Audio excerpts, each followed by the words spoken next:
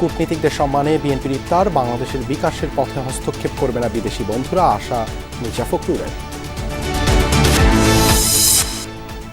পুরোপুরি জননিরাপত্তা নিশ্চিত করতে পারেনি সরকার, অভিমত এনসিপির। বর্তমান পরিস্থিতিতে নির্বাচন আয়োজন কঠিন, রয়টার্সকে Nahid.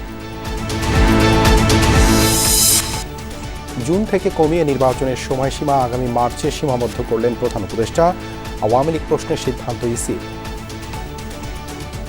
Who am I to allow them? You're the head of this country. Election Commission will do that. Election Commission decides who participates in election, who doesn't. It's not the Prime Minister who decides. নারায়ণগঞ্জের সাবেক UP chairman lakh মিয়ার অ্যাকাউন্টে 15,000 কোটি টাকার অবৈধ লেনদেন, আয় বহির্ভূত সম্পদ অর্জন সহ 2 মামলা দুদকে।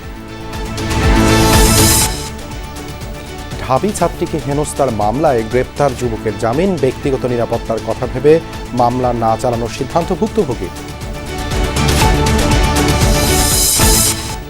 যৌথ বাহিনীর অভিযানে ঢাকা মেডিকেলে অর্ধশতাধিক দালাল আটক, রোগীদের সাথে প্রতারণার দায়ে 33 জনকে বিভিন্ন মেয়াদে সাজা।